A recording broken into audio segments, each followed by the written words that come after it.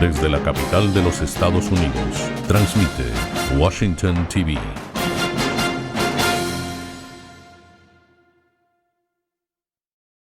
Queridos amigos, bienvenidos nuevamente a su programa Entre Paréntesis. Hoy tenemos como invitado a Francisco Sucre, un connotado político del Estado de Bolívar, un buen amigo quien ha estado siempre en la lucha democrática, defendiendo los valores democráticos y en esta lucha que estamos todos para, para un nuevo futuro en nuestro país. Muy buenos días, muy buenas noches, Francisco, ¿cómo estás? ¿Cómo te Muy bien, va? Humberto, de verdad que agradecido por la gentil invitación y bueno, presto para hablar de tantos temas. La ecuación venezolana se complejizó de alguna manera, pero en la ruta hacia la apertura, que es lo más importante. Sigue siendo una ecuación bastante compleja, pero hoy tenemos la posibilidad de ver una hoja de ruta clara hacia la democratización y sobre todo la recuperación económica de nuestro país, que ambos conceptos van de la mano, ¿no? Democratización, reinstitucionalización de la democracia venezolana de la mano con la posibilidad de finalmente poder explotar las inmensas posibilidades de desarrollo que tiene este país y sobre todo nuestro Estado Bolívar, que se va a convertir sin duda alguna en la piedra angular de la recuperación y la transformación económica de Venezuela en los próximos años. Claro.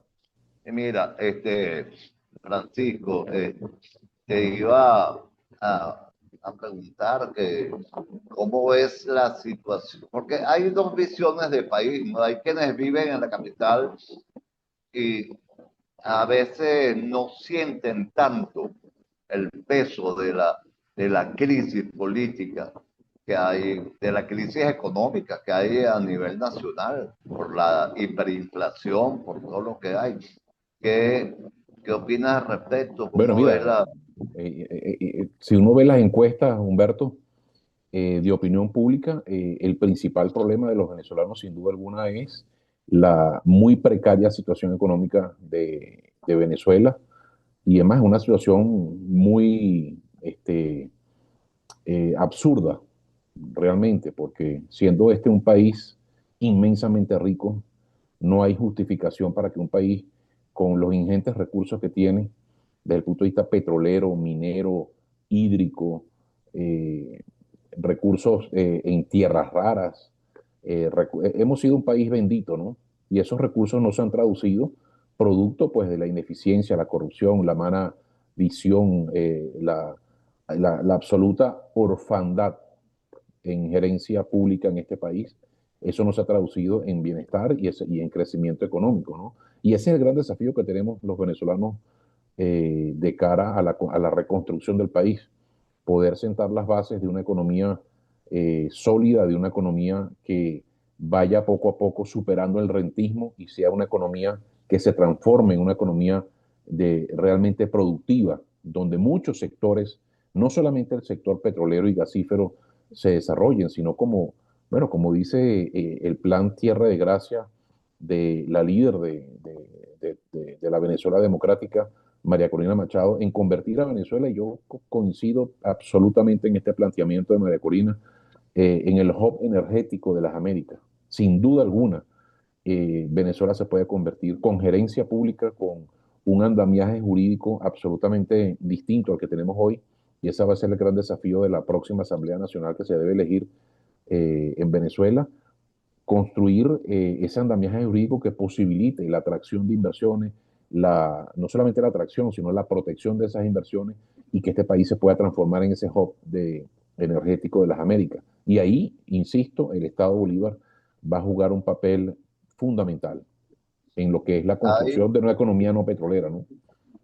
Claro, siempre fuimos como una opción no petrolera y Totalmente, totalmente, totalmente. Y eso cuando tenemos que profundizarlo y desarrollarlo. Por eso se creó ese gran emporio industrial de nuestras empresas básicas, hoy convertidas prácticamente en chatarra, produciendo a un 15% en la mejor de los casos de su capacidad instalada.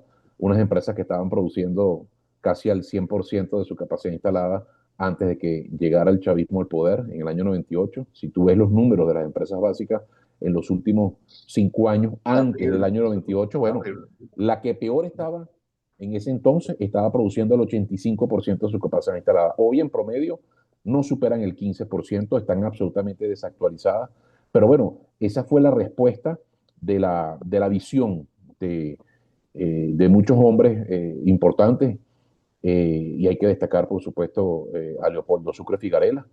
Esa fue la visión de transformar a Guayana en ese gran polo de desarrollo de la economía no petrolera venezolana, y hacia allá tenemos que ir, y hoy tenemos posibilidades que hace 20 años no teníamos. Por ejemplo, todo lo que es el tema de la, de la construcción de data centers en nuestro estado Bolívar para la inteligencia artificial, porque tenemos territorio en abundancia, tenemos energía eléctrica, una capacidad eléctrica en el estado Bolívar cercana a los 17.000 megavatios, y todavía una capacidad de generación hidroeléctrica que no se ha desarrollado, que puede estar alcanzando los 10.000 megavatios. Entonces, con esos 10.000 megavatios que no se han desarrollado, que hay que desarrollar, pudiésemos transformar al estado Bolívar en un gran centro regional en Sudamérica de grandes data centers de inteligencia artificial, por ejemplo. Todo el tema que tiene que ver con el hidrógeno verde. Eso va a ser uno de los combustibles fundamentales en el futuro. Por eso que yo hablo y coincido con María Corina en el tema del hub energético de las Américas, pero va mucho más allá de solamente petróleo y gas. Estamos hablando de energía hídrica, estamos de hidroeléctrica, estamos hablando de energía eólica, de energía solar, estamos hablando de hidrógeno verde. Todos Bueno, estos temas. fíjate, Francisco, en materia eólica, Uh-huh. en Falcón se montaron Exacto. varios molinos de estos Sí, para sí, sí. generar, y me dicen unos amigos que estuvieron por Paraguaná que da dolor porque cuando pasan por ahí, Eso se esos se perdió. cayeron, Se perdió, ¿ah? hermano. Se perdió Se completamente. perdieron. Así es. Habían como 5 o 6 molinos que generaban electricidad para Punto Fijo y los demás pueblos que están en la península de Paraguaná. Entonces, esto Totalmente. fue abandonado y nunca se logró. Y Bueno, eso que fíjate, hay Venezuela, una fuerza eólica fuerte en esa zona, ¿no? bueno, te doy este dato, Humberto, y quienes nos están escuchando hoy. A nivel mundial, hoy Venezuela ocupa en capacidad de generación eólica el lugar número 17 en el mundo, y en capacidad de generación de energía solar el lugar número 14 de todos los planetas del mundo, por nuestra posición geográfica. Ah, por la posición, pero no Sí, porque se aprovecha, ¿no? no, la No porque posición, se aprovecha. en el tema de la energía solar, por la posición geográfica, estamos a nivel de capacidad de generar en el puesto número 14. Entonces, Claro. son tantas potencialidades absolutamente secuestradas, vamos a llamarlo así, por la corrupción, por el pasticho ideológico que ha dominado estos últimos 27 años, que han de alguna manera enterrado, han convertido a Venezuela y al Estado Bolívar en un cementerio de oportunidades. Y ese es el gran desafío que tenemos por delante, los venezolanos, es transformar esa gran cantidad de posibilidades en realidades concretas que se traduzcan en una mejora significativa de la calidad de vida de los venezolanos. Hacia allá tenemos que ir. No es posible que un país que tiene las reservas petroleras más grandes del planeta, que tiene la octava reserva gasífera del planeta, hoy el ingreso per cápita en Venezuela sea de apenas $3.500, cuando un país como Noruega, que tiene, por cierto, mucho menos petróleo que el nuestro, el ingreso per cápita en Noruega es de $100.000. Tú tienes ejemplos dilemáticos como el de Singapur. Singapur en los años 60, cuando se independiza en el año 65, el ingreso per cápita de Singapur era de apenas $516, Humberto. 60 Sí, años todo después, no. 60 años después, ahorita en el 2025, $95.000 per cápita. Mírate el crecimiento. Y no tienen petróleo, no tienen gas, no tienen absolutamente nada. Pero Ahora, sí tuvieron visión, educación, se abrieron al mundo. exacto. Ahí está la El diferencia. mismo, el mismo Vietnam, imagínate, el mismo Exacto, exacto. Vietnam. Son tantos ejemplos. Entonces, ya yo creo que llegó la hora de pensar en grande para Venezuela y para nuestro Estado Bolívar. Hay que pensar en grande. Tenemos que pensar en todo lo que podemos construir con un marco legal adecuado. Ahí está el tema, por ejemplo, que se está discutiendo en la Asamblea Nacional en estos momentos, una nueva ley de minas, un marco que regule el Estado Bolívar. El Estado es un Estado minero por excelencia. La mayor cantidad de Claro. reservas de oro del hemisferio occidental están en el Estado Bolívar. Es increíble la cantidad de recursos que tenemos en el Estado, es impresionante. Y solamente, mira, De bauxita, de oro, de bueno, todo. exacto, pero hablando del oro, mira, solamente en las Claritas y en el Callao se estima que hay unas 3.500 toneladas de oro.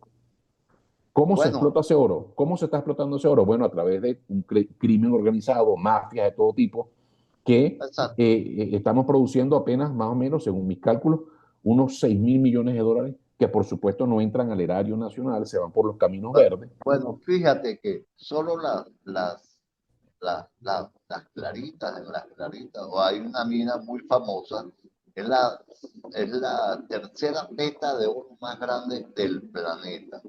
Esa es Exacto. Las Las Cristinas. Cristinas, que bueno, ahí había un proyecto con Cristalex que fue expropiado, y eso es parte de, Exacto. de los reclamos que hoy tenemos frente a Citgo, porque hay como una veintena de acreedores, una cola larguísima para ejecutar Citgo, y Cristalex es de los primeros, porque bueno, a Cristalex invirtió un dinero allí, una inversión multimillonaria para explotar de una manera industrial, ¿no? El oro Sí. que tenemos en el Estado, y bueno, los tipos los expropiaron, los sacaron a patadas de aquí, y ahí está, esa es parte de las demandas que tenemos en demandas internacionales, superamos los 100.000 millones de dólares, es una cosa increíble, lo No, que es se hizo en estos increíble. 27 años, ¿no? Entonces, Y el tema minero, solamente, solamente en el, por ejemplo, en el Callao, hacia la zona minera, ahí cuando uno va hacia la Gran Sabana, la gente paga con grama de oro, sí, no cómo no. paga con granitos de oro, Bueno, fíjate, paga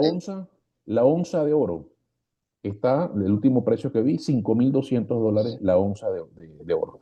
Eso, si tú lo llevas a lo que hay solamente en las Claritas y el Callao, 3.500 toneladas de oro, estamos hablando de que ahí solamente hay, a precios actuales, Humberto, 645.000 millones de dólares.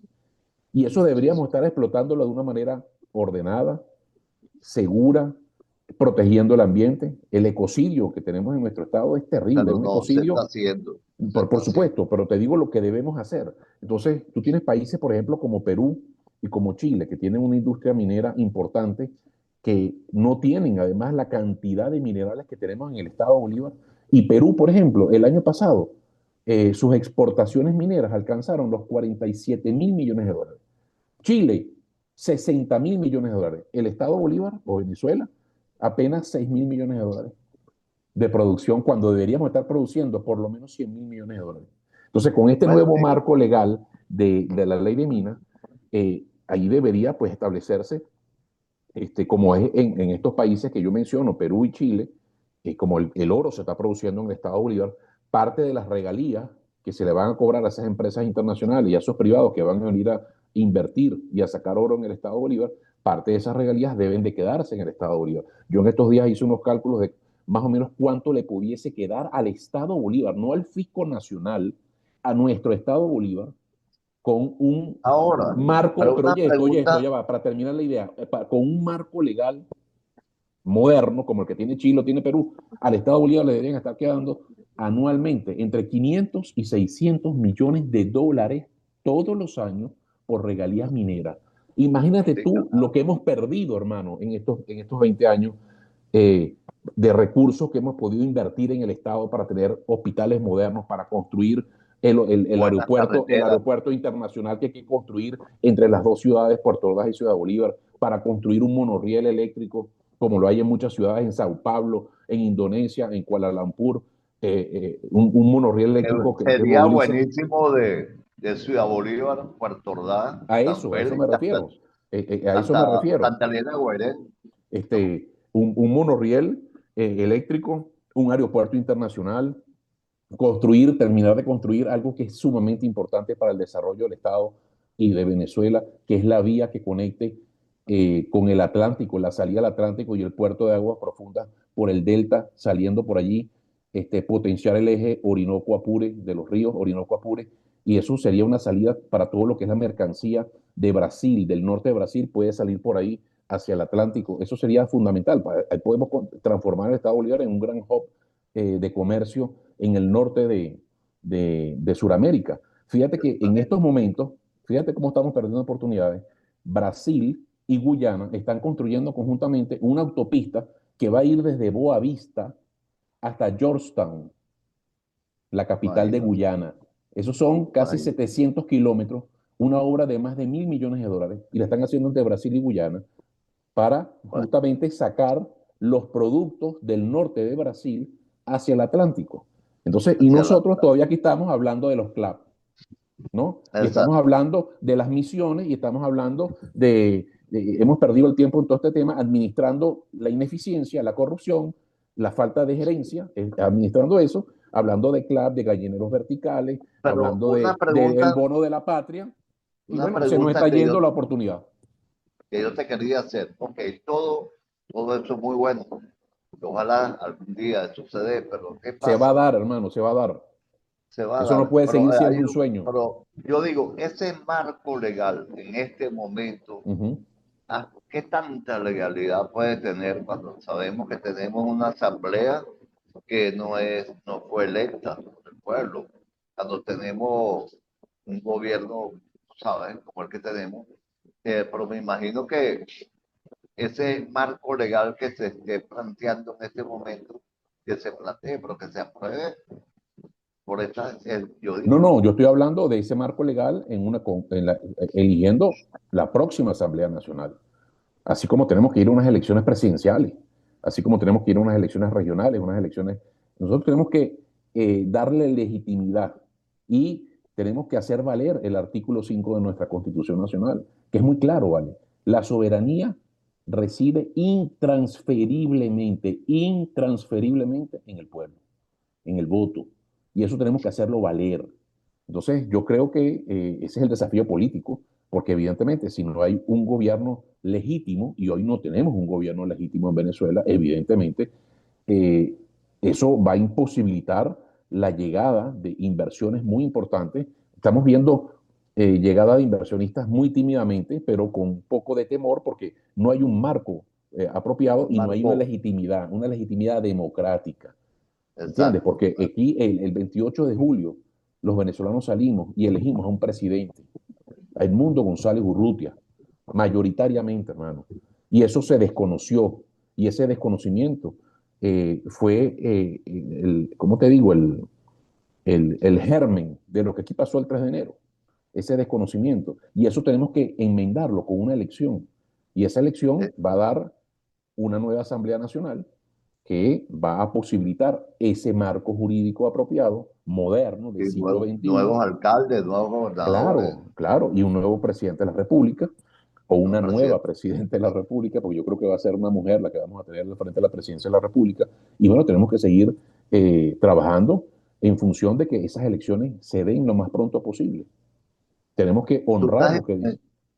tú estás integrado actualmente en algún partido o algún Sí, movimiento en claro, yo estoy particular? ahorita en la dirección nacional del partido Alianza Bravo Pueblo, el partido Ajá. del alcalde Antonio Ledesma, Ah, presidido ok. por Richard Blanco, que está, por cierto, en el exilio. En estos momentos tiene 4 años en el exilio en Buenos Aires, en Argentina. Entonces estamos ahí desde Alianza Bravo Pueblo, trabajando en función de lo que es la organización de nuestros cuadros, de nuestras estructuras en todo el país, para en una gran alianza, porque Alianza Bravo Pueblo, así lo dice su nombre, en una gran alianza con María Corina Machado al frente, quien es la líder de la Venezuela Democrática en estos momentos, bueno, articular esa gran alianza para poder acceder al poder en unas elecciones limpias, transparentes, reconocidas por la Y se comunidad internacional, logró, que y ya se se hizo, logró, claro, y con unas se condiciones muy logró. adversas, con las condiciones más adversas que hemos podido tener,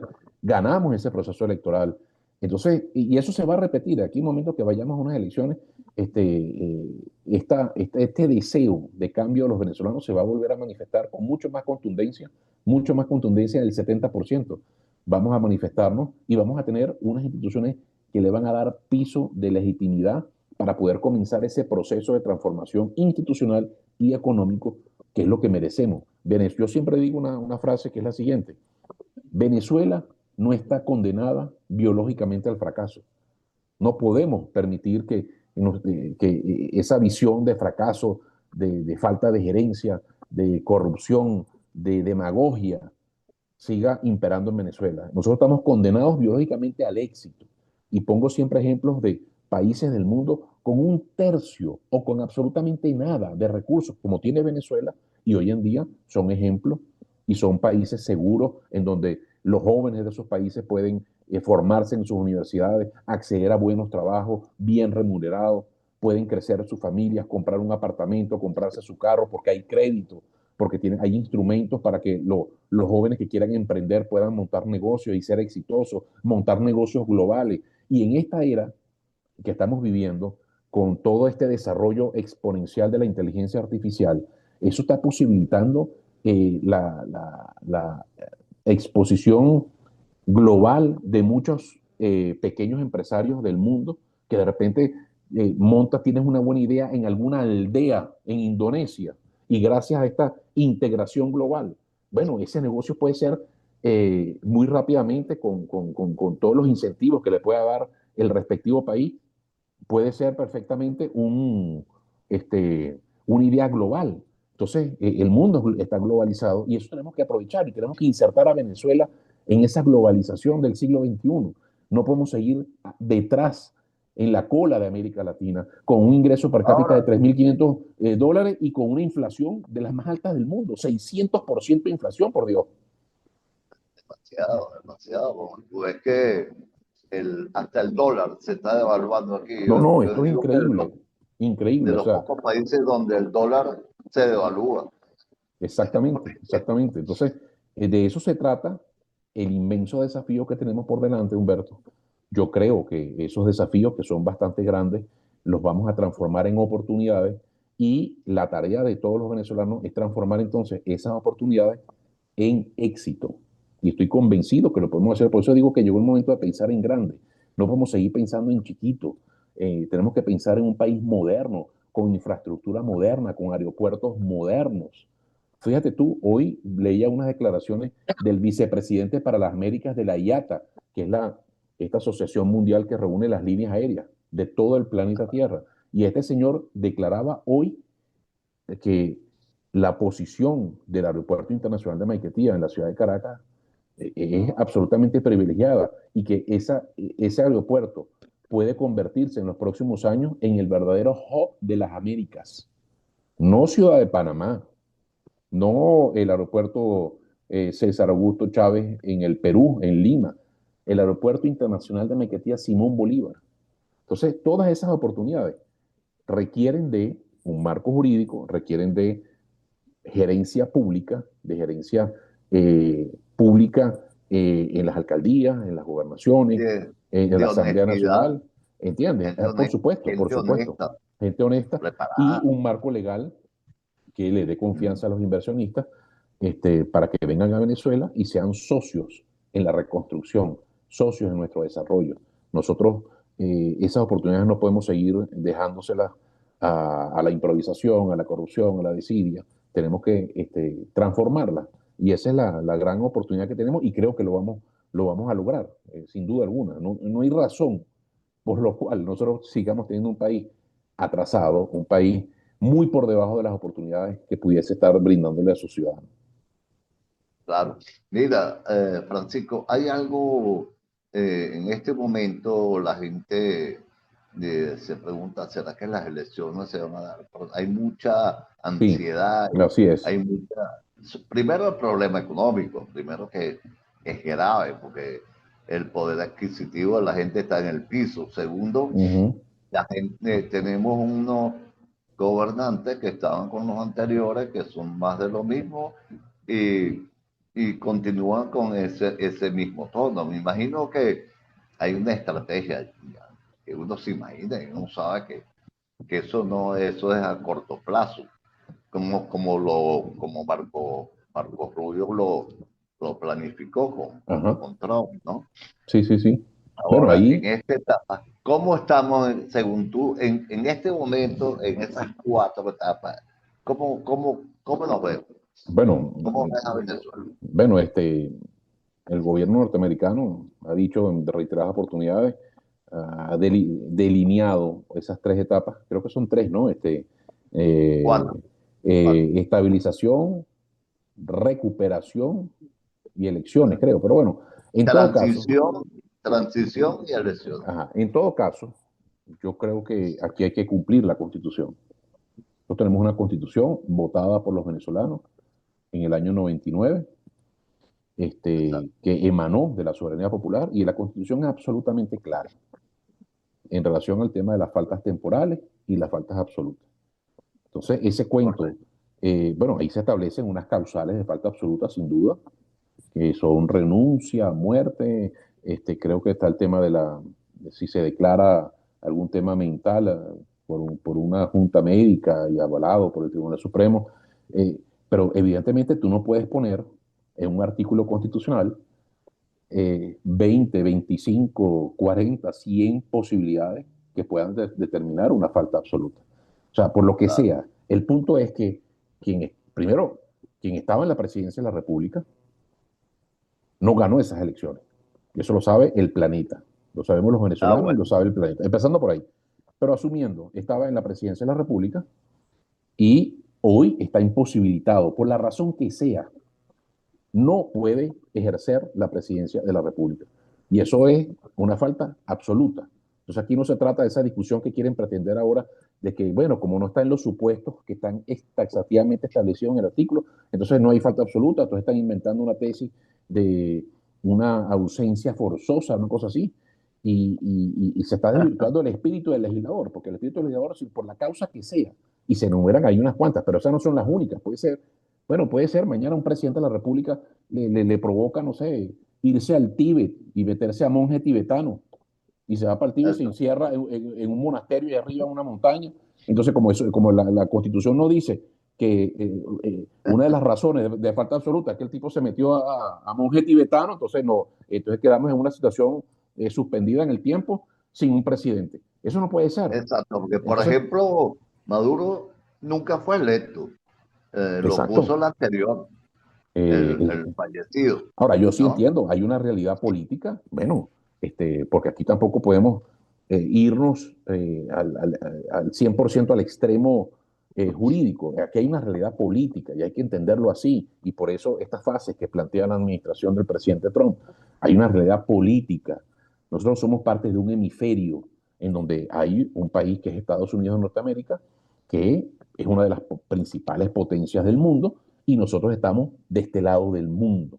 Y evidentemente eso comporta unas grandes oportunidades para los venezolanos y para todos los que vivimos en los distintos países del hemisferio occidental, porque bueno, así se maneja el mundo. La geopolítica nos ubica a nosotros en la égida, en el área de influencia de los Estados Unidos, pero aquí hay una realidad política que tenemos que entender. O sea, tuvimos una elección el 28, evidentemente aquí cuando se convoquen elecciones, bueno, iremos a unas elecciones con partidos políticos no judicializados, sin inhabilitaciones políticas. Aquí todo el que esté apegado a la ley y quiera aspirar a la presidencia de la República lo tiene que poder hacer, y vamos a unas elecciones.